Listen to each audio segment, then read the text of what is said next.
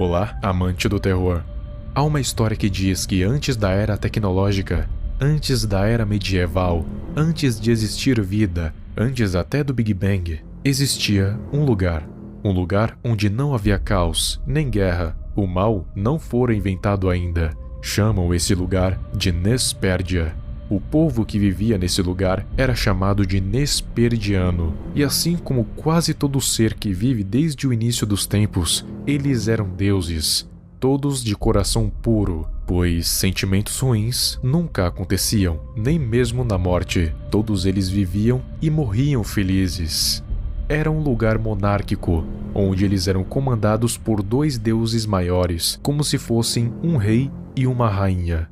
E um dia, esses deuses resolveram ter filhos. Um deles se chamava Amdaigar, o mais velho, e o outro Zalgaroth, o mais novo.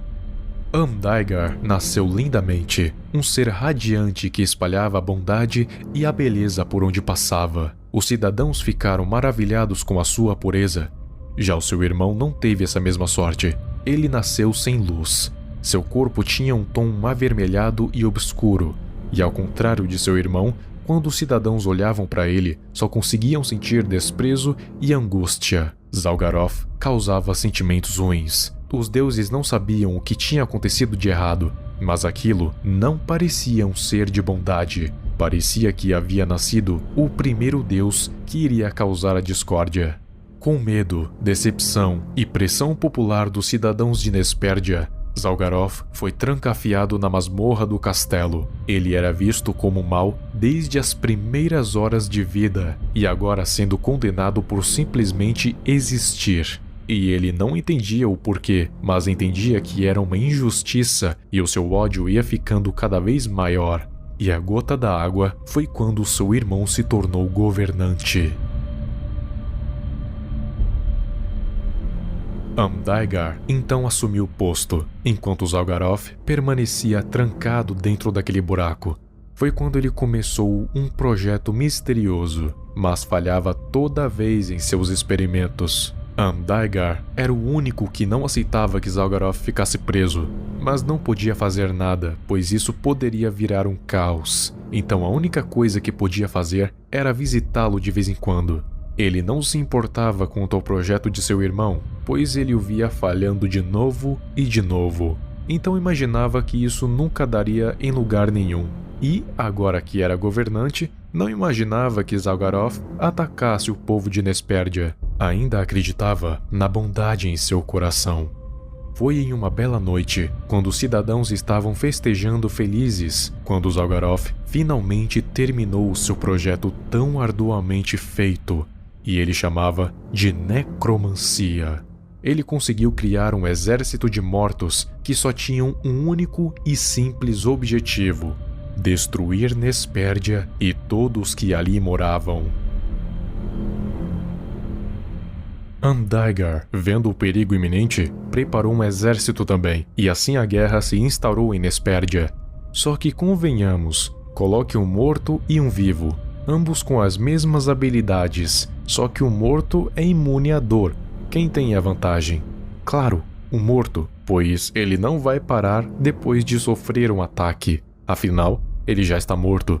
Então convenhamos que Zalgaroth tinha total vantagem sobre o combate, e por ser um príncipe, tinha tanto poder quanto Amdaigar. E os dois lutaram, só que como Daigar era mais velho, era mais forte também, e conseguiu derrubar Zalgaroth. Mas mesmo depois disso tudo, ele ainda acreditava que o seu irmão era bom e estava apenas corrompido, mas isso o fez abaixar a guarda e ser atacado e morto pelo seu querido irmão.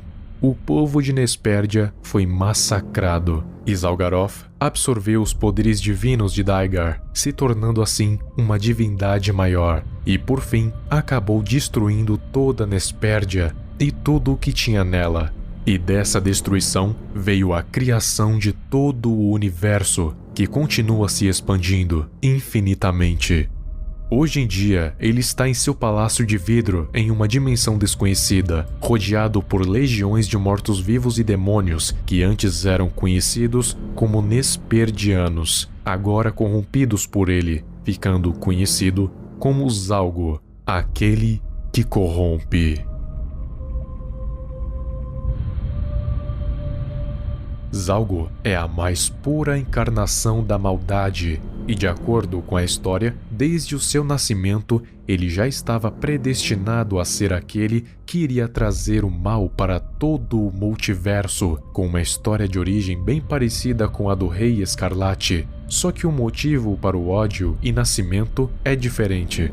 Ele é um dos seres mais poderosos de todo o multiverso, tanto é que apenas a sua presença já causa uma perturbação no tecido da realidade, com ela se contorcendo, dizendo "ele vem", ou "Zalgo", ou "e". Podemos ver essa perturbação acontecendo nos quadrinhos, com eles ficando mais perturbadores a cada quadro, um sinal claro de que ele estaria vindo. A aparência mais famosa de Zalgo é um ser com 7 bocas, 6 falando em línguas mortas, enquanto uma está fechada, pois ela cantaria uma canção que acabará com o mundo. Ou melhor, mundos. A mão direita segura uma estrela morta, ou seja, um buraco negro, e a esquerda segura uma vela, cuja luz é escuridão. A mão que segura a vela é manchada com o sangue de Amdaigar, uma das entidades cósmicas mais benevolentes já existentes, morta pela mão esquerda de Zalgaroth. Não se sabe o que é essa vela. Dizem que pode ser a alma de Amdaigar, outros dizem que é a própria essência do poder de Zalgo, que fundamentalmente são a mesma coisa, porque já que Zalgo teria tomado os poderes divinos de seu irmão com essa mesma mão, então essa vela guardaria a essência de seus poderes, ou seja, a alma de Amdaigar. É aqui que chegamos em uma parte bem complicada.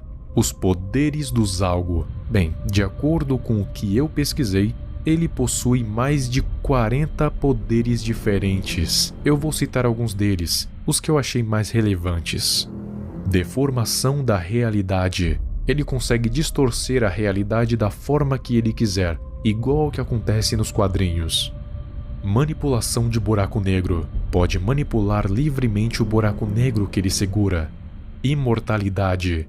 Enquanto houver todo o mal, caos, medo, destruição e outros, Zalgo nunca irá morrer. Ele e a realidade são inseparáveis, e mesmo que achem alguma forma de matá-lo destruindo a realidade, ele ainda vai voltar para seu palácio de vidro como se nada tivesse acontecido. Manipulação da alma. Pode manipular tudo o que tem a ver com o espírito, desde invocar fantasmas, mortos, roubar, controlar e devorar almas e tudo o que você pode imaginar. Regeneração. Pode reconstruir qualquer membro que for perdido. Qualquer membro. Manipulação do caos. Pode criar, moldar e manipular forças caóticas no universo em que está. Manipulação do espaço-tempo. É capaz de mudar o próprio espaço-tempo a fim de afetar as dimensões de seu reino caótico ou simplesmente mudar as direções e a gravidade. Existência abstrata e não corpórea. Zalgo basicamente não é um ser físico propriamente dito, e sim a própria manifestação do caos. Mas não se engane, ele tem um corpo físico, mas está muito bem escondido no palácio. Onipresença. Como Zalgo é a própria manifestação do caos, então ele existe em todos os lugares, em todos os momentos. Passado, presente, futuro, em todos os lugares em que o caos reina. A própria realidade é um caos. Manipulação da mente. Como o nome diz, pode controlar mentes livremente, criar, apagar ou manipular memórias, confundir ou até induzir a pessoa ou pessoas a fazerem atos horríveis. Viagem dimensional. Pode viajar entre as dimensões. Manipulação do vácuo. Pode apagar qualquer ser abaixo dele da existência, incluindo até mesmo a sua alma. Enfim, ele tem muitos poderes cósmicos, e não, onipotência não está entre eles. Nunca esteve.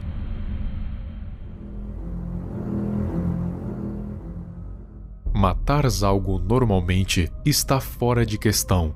Você já viu o monstro do pântano da Marvel? Então, matá-lo é quase impossível para um ser normal. Sua essência é toda a vegetação presente no universo.